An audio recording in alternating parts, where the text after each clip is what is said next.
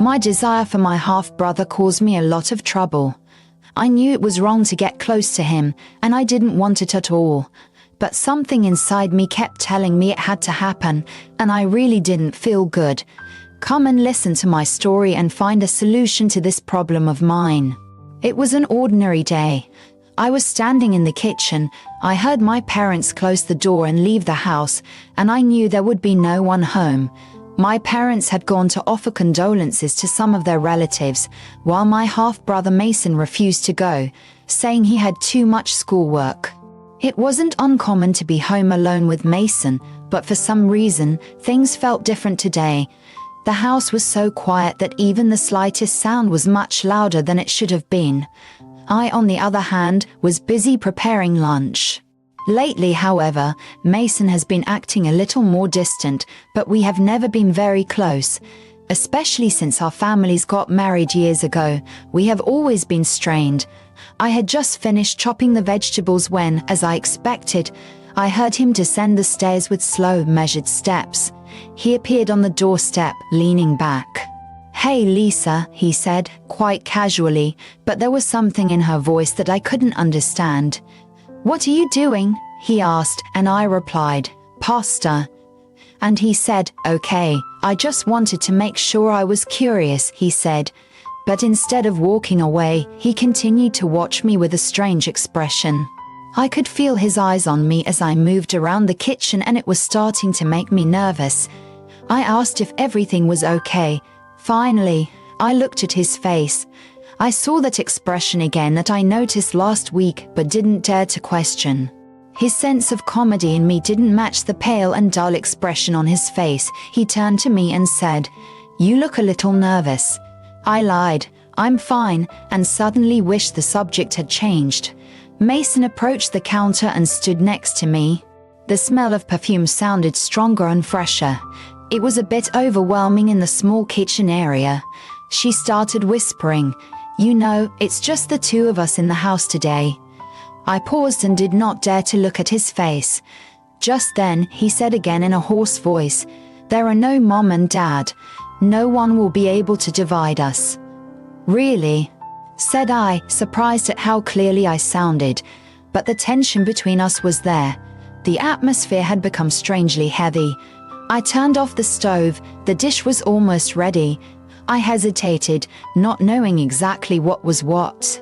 On the one hand, I didn't care, but on the other hand, what I didn't like was that I was wondering what was actually going on. Mason lightly ran his hand over my arm. It was such a gentle touch that it almost hit me. When he got closer, he said in a half-joking tone, "What's wrong with you?" I asked. He suddenly took me in his arms and whispered, "You've been on my mind for a while," he said.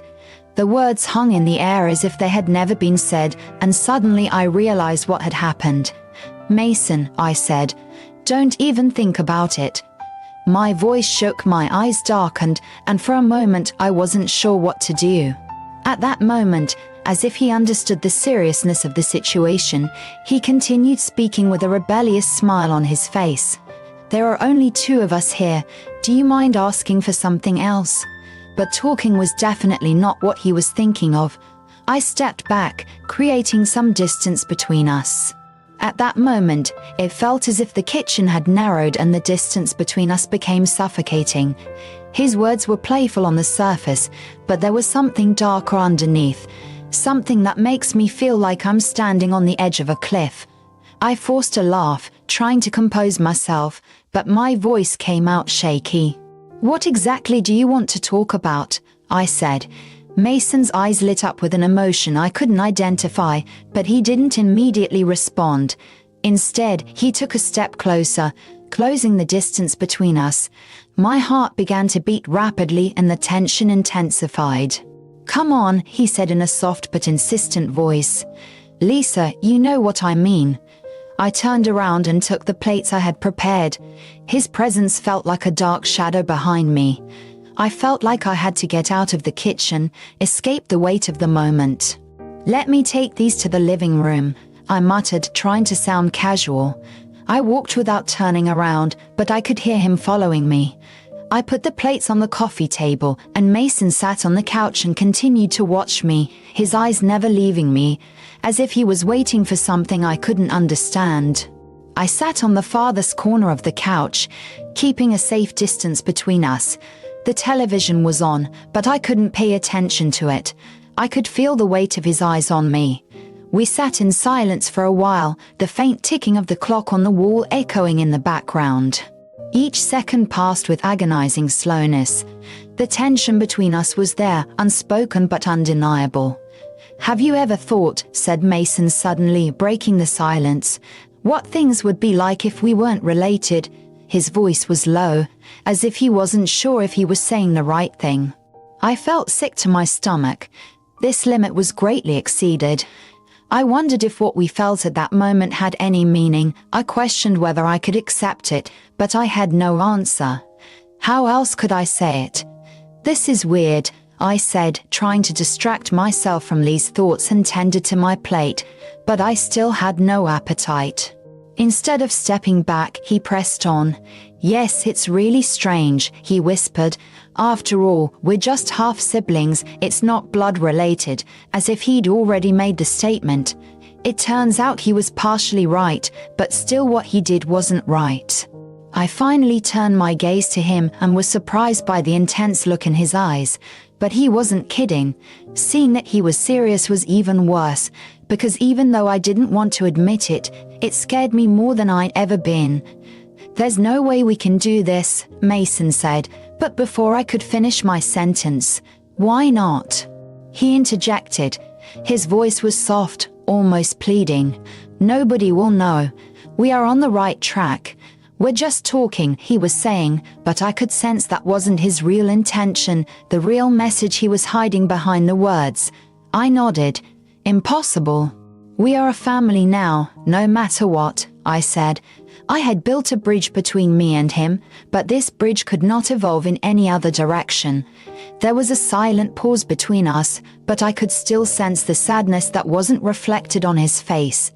Mason's face appeared before my eyes, standing silently. Mason approached again. "Sometimes I can't get rid of the effect your gaze has on me." "You've obviously never thought about it," he said. I froze. His words were harsher than I expected, because even though I didn't quite understand what he meant, I knew there was some truth to it. I always keep that moment in my mind. He never let me insist. But sitting here with him, these thoughts had now surfaced. "That's enough," I whispered, my voice so hoarse I didn't even know what I was trying to say.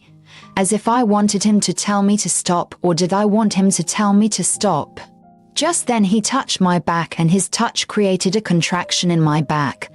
I hated how my body reacted. I hated retreating at first. "Mason, please," I said, my voice shaking. But he didn't even take a step back. His eyes were locked on me. For a moment I thought he would react more harshly, but then he leaned back on the couch and sighed deeply. "You are so angry," he said, and took his hand off my body. "Afterwards, I'm sorry. I don't know what happened," he said. At that moment, the tension that had been silently rising inside me eased. We both sat in silence for a while, my pulse slowing down but my heart still beating fast. I felt a secret sense of relief that he was backing down, but there was another part of me that I didn't want to admit, disappointment. I gathered myself together and asked him, "Should we talk about what happened?" I asked. "But do it for me, not for yourself," I said. Mason didn't answer immediately, but after a while he admitted slowly, "Yes, maybe you're right." However, there was a tone in his voice that made us feel that we could not solve this issue that easily. The silence between us was getting longer, making the air thicker with every second that passed. Television was failing to capture my attention. As Mason's words and touch kept repeating in my mind, my own reaction joined the cycle. Disturbingly, there was a part of me that wished he would go further, and I couldn't shake the thought. Even though I hadn't done anything wrong, I knew a line had been crossed between us that shouldn't have existed. Emotional boundaries were as real as physical ones, and we crossed a boundary that should not be crossed. I'm going to clean the kitchen, I said, standing up suddenly. I needed to move, put some distance between us, at least for a little while. Mason said something, but I didn't stop and listen. My heart was beating fast and I felt like the walls of the house were closing in on me as I entered the kitchen.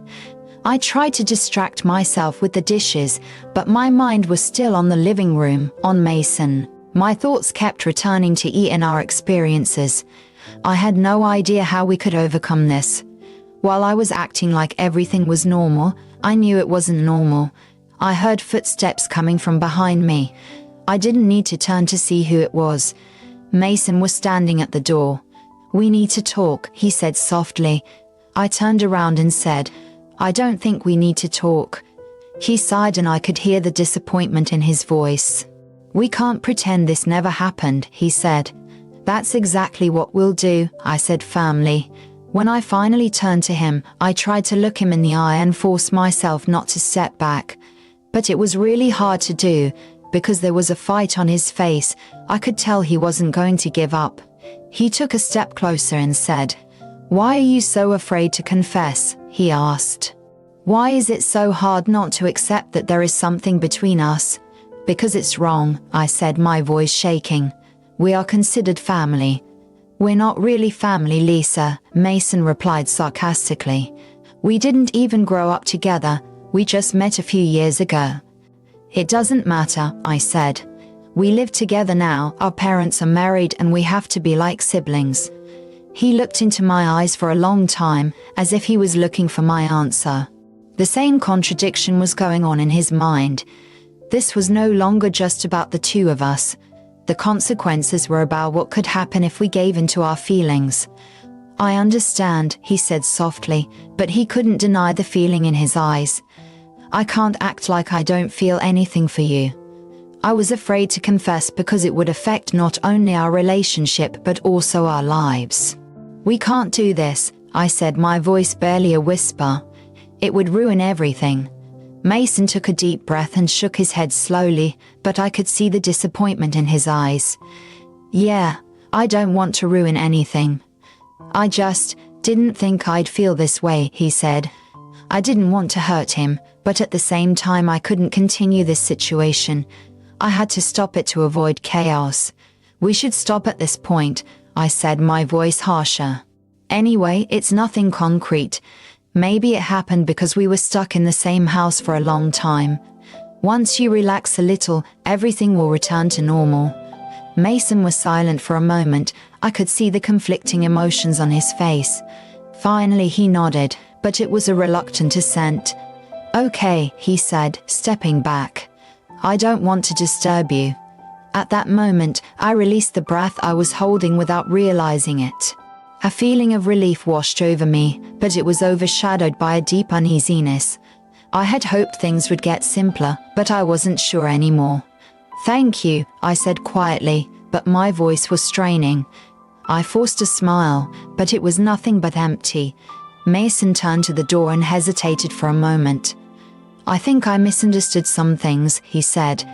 "Okay," I said, but we both knew this wouldn't be easily forgotten. He took one last look at me, then walked out of the kitchen. As soon as he left, I leaned against the counter. My head was spinning.